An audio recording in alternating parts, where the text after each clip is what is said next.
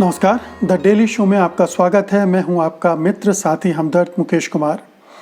दोस्तों, आप सत्य हिंदी को देख रहे हैं, इसे पसंद कर रहे हैं, ये हमारे लिए बहुत खुशी की बात है। हम चाहते हैं कि हमारा आपका ये रिश्ता और भी प्रगाढ़ हो और भी मजबूत हो। इसके लिए हम आपसे गुजारिश करते हैं कि कृपया इस वीडियो के साथ दिए गए डिस्क्रिप्शन में जाएं, उसमें एक नीचे लिंक दी गई है, उसको क्लिक करें। हमें उम्मीद है कि आप ऐसा ज़रूर करेंगे। तो आइए अब शुरू करते हैं आज का द डेली शो। मित्रों, केंद्र सरकार ने दिखा दिया है कि वो राष्ट्र के निर्माण में, देश के निर्माण में अपना खून पसीना लगाने वाले मजदूरों के बारे में कितनी संवेदनशीलता के साथ सोचती है, उनके प्रति कितनी मानवीय है। इसीलिए अचानक लगा दिए गए लॉकडाउन के बाद लगभग 40 दिनों तक अपने ठिकानों में कैद रहने वाले मजदूर जब अपने घरों की तरफ रवाना हुए ट्रेन के ज़रिए, तो उनसे उसने ट्रेन का यात्रा किराया वसूला। ये तो शुक्र है सोनिया गांधी का, जो उन्होंने ये ऐलान कर दिया कि ट्रेन से आने वाले मज़दूरों का किराया अब अगर सरकार नहीं दे रही है तो उनकी पार्टी अपने स्टेट फंड से देगी। उनकी इस घोषणा का एक बड़ा असर पड़ा। इसने सरकार को बेनकाब कर दिया, इसने सरकार को चारों खाने चित कर दिया। उसका पूरे राजनीतिक परिदृश्य पर भी असर पड़ा और हमने देखा कि बिहार के राष्ट्रीय जनता दल के नेता तेजस्वी यादव ने कहा कि 50 ट्रेनों का खर्चा उनकी पार्टी उठाएगी। इसी तरह से बिहार के मुख्यमंत्री, जो अभी तक मुंह सिले हुए बैठे हुए थे, वो अचानक बोल पड़े कि नहीं, अब बिहारी मजदूरों का जो यात्री किराया है वो राज्य सरकार देगी और उनको ऊपर से 1-1 हज़ार रुपये भी देगी। तो ये एक परिवर्तन आ गया। लेकिन देखिए कि केंद्र सरकार को इस तरह की घटना पर शर्मसार होना चाहिए। उसे शर्म आनी चाहिए कि वो जो कुछ कर रही थी वो किस तरह से अब लोगों के बीच गया है और उसका क्या, उसके बारे में लोगों की राय बनेगी। लेकिन शायद वो किसी और मिट्टी की बनी हुई है, इसलिए उसे शर्म लिहाज नहीं आती और उसको कोई फ़र्क नहीं पड़ता। इसीलिए अब वो ये कह रही है कि ये तो राज्य सरकारों की जिम्मेदारी थी, राज्य सरकारों पर ठीकरा फोड़ने की कोशिश कर रही है। दूसरी तरफ भारतीय जनता पार्टी कह रही है कि यात्रियों से तो, मजदूरों से तो ट्रेन किराया वसूला ही नहीं गया, जबकि दुनिया भर देख रही है कि जो मजदूर आए हैं वो अब बाकायदा टिकट दिखा के कह रहे हैं कि उनसे किराया वसूला गया। और ये किराया सामान्य किराया नहीं था, अतिरिक्त किराया वसूला गया, स्पेशल ट्रेन के नाम पर वसूला गया और उसमें सुपरफास्ट के चार्जेस भी लगाए गए। अब ये देखिए कि बीजेपी इस बड़े पैमाने पर झूठ बोलने पर आमादा है। केंद्र सरकार राज्य सरकारों पर ठीकरा फोड़ने की कोशिश कर रही है। जो निर्देश रेल मंत्रालय ने 2 तारीख को जारी किए थे, उसमें कहा गया था कि जो ट्रेन की यात्रा खर्च है वो राज्य सरकारों को देना पड़ेगा। और उसमें 2 तरह से था कि जिस राज्य से मजदूर चल रहे हैं या तो वहाँ की राज्य सरकारें उनका किराया देंगी, या फिर जिन राज्यों की ओर जा रहे हैं मजदूर, यानी जो अपने उनका गृह प्रदेश है, उस वहाँ की सरकारें इसका भुगतान करेंगी। इसका मतलब ये हुआ कि केंद्र सरकार कोई भुगतान नहीं करेगी, वो बस रेल आपको दे देगी, खर्चा आप खुद उठाओ। राज्य सरकारों का कहना यह था कि हम खुद अभी आर्थिक बोझ तले दबे हुए हैं और ऐसे में ये खर्च नहीं उठा सकते, केंद्र सरकार को ही उठाना चाहिए। और वैसे भी केंद्र सरकार ने ही लॉकडाउन की घोषणा की है, तो केंद्र सरकार को ये खर्च उठाना चाहिए। लेकिन केंद्र सरकार का रवैया आप जानते ही हैं कि बहुत हठीला होता है, बहुत ज़िद्दी किस्म का होता है, बहुत फ्लेक्सिबल नहीं है। इसलिए उसने अपना इरादा नहीं बदला और अब एक और नई सफाई के साथ वो सामने आ गई है कि जो खर्च आ रहा है उसका 85% तो केंद्र सरकार वहन कर रही है। पहले ये कहा गया कि राज्य सरकारों को वहन करना होगा, अब ये कह रही कि 85% तो केंद्र सरकार वहन कर रही है, केवल 15% राज्य सरकारों को वो खर्च उठाना था। अब देखिए कि जो केंद्र सरकार का एस्टीमेट है, जो मज़दूरों के लिए जो ट्रेनें चलाई जा रही हैं, उसका खर्च कितना है? उसका खर्च है करीब 100 करोड़ रुपए। यानी 100 करोड़ रुपए के खर्च में से 85 करोड़ रुपए केंद्र सरकार उठा रही थी उसके मुताबिक, और केवल 15 करोड़ रुपए राज्य सरकारों के मत्थे वो मढ़ रही थी। 15 करोड़ रुपए बड़ी रकम नहीं है, राज्य सरकार भी इसको उठा सकती थी, लेकिन केंद्र सरकार क्यों नहीं उठा सकती थी? 15 करोड़ कोई बड़ी रकम नहीं है। 100 करोड़ में से 15 करोड़ रुपए वो अगर वो और दे देती 85 करोड़ के अलावा, तो कोई आसमान नहीं टूट पड़ता। उसका फंड उसके पास राज्यों के मुकाबले बहुत विशाल फंड होता है। 150 करोड़ रुपए रेलवे मंत्रालय ने पीएम केयर फंड में दिया है।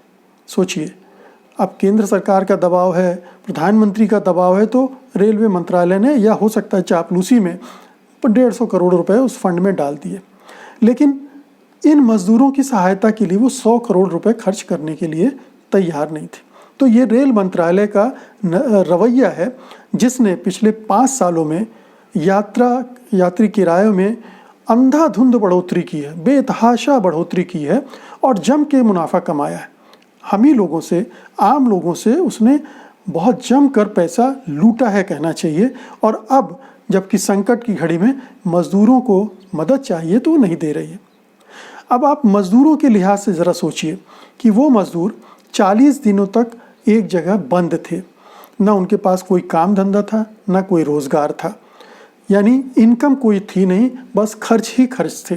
केंद्र सरकार ने तो गाल बजा दिया था कि वो सबको मदद करेगी, अनाज देगी वगैरह वगैरह, लेकिन किसी को कुछ मिला नहीं है। ये तमाम सर्वे, तमाम रिपोर्टें बताती हैं, बहुत कम लोगों तक वो मदद पहुंची है। तो ये जो मजदूर थे 40 दिनों में अपनी जमा पूंजी का एक बड़ा हिस्सा खर्च कर चुके थे। और अब उनके सामने चुनौती ये थी कि जब वो घर जाएंगे जहां उनके पास कोई रोज़गार नहीं है, कोई जीविका का साधन नहीं है और पूरा परिवार है, उसको वो कैसे चलाएंगे? तो एक छोटी सी रकम उनके पास बची होगी और उसमें से भी रेलवे ने वो पैसा हड़प लिया। कितने शर्म की बात है! ये शर्म की बात है केंद्र सरकार के लिए, ये शर्म की बात है उन राज्य सरकारों के लिए जो इस तरह से नहीं सोच रही थी। और इसका सारा बोझ मज़दूरों पर डाल दिया गया। और मज़दूरों को फिर ऐसा नहीं है कि जहाँ पहुँच गए वहाँ से फिर और आगे भी जाना है, उसके लिए भी उन्हें खर्च करना पड़ता था। तो राज्य सरकारों ने गुहार की थी कि केंद्र सरकार इसको स्वीकार कर ले, इसको अपने ऊपर ले ले ये खर्च, और केंद्र सरकार टालने के बहाने ढूंढ रही थी। अब ये देखिए कि केंद्र सरकार ने जो रवैया अपना रखा है मज़दूरों के बारे में, वो शुरू से वैसा ही है। यानी पहले तो आपने मज़दूरों को कोई टाइम नहीं दिया अपने घर वापस लौटने के लिए। अचानक 4 घंटे की नोटिस पे कहा लॉकडाउन। अब लॉकडाउन घोषित हो गया। बहुत सारे मज़दूर किस हालात में वहाँ रहे और किस हालात में, कई बहुत सारे सैकड़ों हज़ारों मज़दूर अपने घर लौटे हैं, कोई साइकिल से, कोई पैदल, कितनों की रास्ते में मौत हो गई है। हमने एक ऐसा भी वीडियो भी देखा जिसमें सीमेंट के मिक्सर में भरकर मज़दूर छिप कर जा रहे थे क्योंकि उनके पास और कोई रास्ता नहीं था।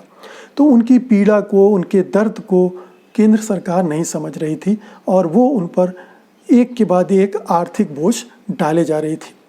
अब देखिए कि सीपीएम के नेता सीताराम येचुरी ने जो पॉइंट उठाया है वो कितना वैलिड है इस मामले में कि जब आप विदेश से लोगों को लाए थे फ़्लाइट के ज़रिए मुफ्त, तो आप इनका किराया क्यों नहीं माफ़ कर सकते थे?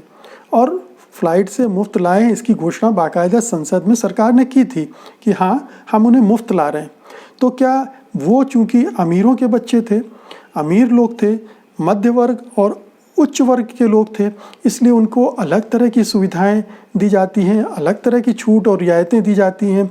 और ये चूँकि निम्न वर्ग के लोग थे, इसलिए इनको कीड़े मकोड़ों की तरह ट्रीट किया जाएगा, इनसे जितना चाहे धन वसूल लो, निचोड़ लिया जाएगा। क्या ये रवैया है केंद्र सरकार का? साफ बात है कि जो कुछ हमने देखा उससे तो यही लगता है। अब देखिए कि डोनाल्ड ट्रंप साहब आए थे, प्रधानमंत्री के जिगरी दोस्त हैं, कुंभ के बिछड़े हुए नेता होंगे दोनों। वो आए थे तो एक दिन में 100 करोड़ रुपए खर्च किए थे उनकी अगवानी में, उनके स्वागत में 100 करोड़ रुपए खर्च किए थे, क्योंकि उनका चुनाव प्रचार भी करना था। ट्रंप साहब को चुनाव लड़ना है नवंबर में, तो एक ऐसा आयोजन ताकि उनको चुनाव में भी मदद हो सके। लेकिन यहाँ पर आम लोगों की मदद, भारतीयों की मदद, भारतीय मजदूरों की मदद के लिए उनके पास पैसा नहीं है, वो उनकी मदद नहीं कर सकते। अगर विलासिता की बात लें, फिजूल खर्ची की बात लें, तो उसके भी बड़े बड़े उदाहरण मौजूद हैं हमारे सामने। मसलन आप देखिए कि सेंट्रल विस्ता का जो प्रोजेक्ट राज्य केंद्र सरकार लेकर आई है, जिसमें 20,000 करोड़ रुपए खर्च किए जाने हैं संसद और उसके आसपास के निर्माण में। एक नई संसद बनाना चाहते हो, जबकि ये संसद अच्छी खासी भली है, इसमें कोई दिक्कत नहीं है। वहाँ वो अपने लिए प्रधानमंत्री निवास बनाना चाहते हैं, उपराष्ट्रपति निवास बनाना चाहते हैं, कुछ और भवन बनाना चाहते हैं। हम ये नहीं कहते कि कुछ भवनों की ज़रूरत नहीं होगी, हो सकता है कुछ और निर्माण की ज़रूरत हो, लेकिन उसका पूरा नक्शा बदल देना, 90 एकड़ की ज़मीन का पूरा नक्शा बदल देना, नए नए भवन खड़े करना होते हुए भी ये एक तरह की फिजूल खर्ची थी। तमाम विशेषज्ञ, तमाम एक्सपर्ट कह रहे थे, और जो मानते हैं कि हमें पुरानी विरासत को संभाल कर रखना चाहिए, वो उसके विशेषज्ञ कह रहे थे कि इस प्रोजेक्ट को रद्द कर दिया जाए। लेकिन प्रधानमंत्री नहीं माने, उनकी सरकार नहीं मानी। वैसे भी तुगलकी फरमान कभी वापस तो लिए नहीं जाते, तो ये तुगलक का राज है और इसमें इस तरह से फैसले होते हैं जिसमें गरीब मजदूरों की नहीं सुनी जाती है।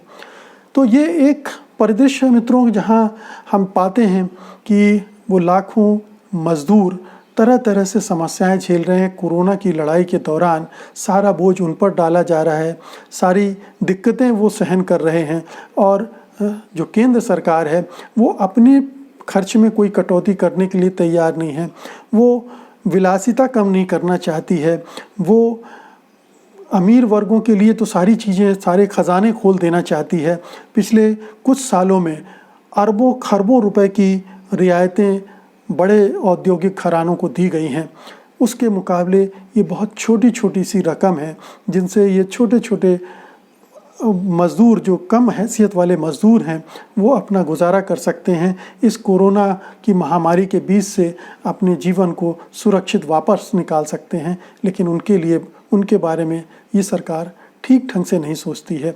ये एक परसेप्शन पूरा अब बन गया है।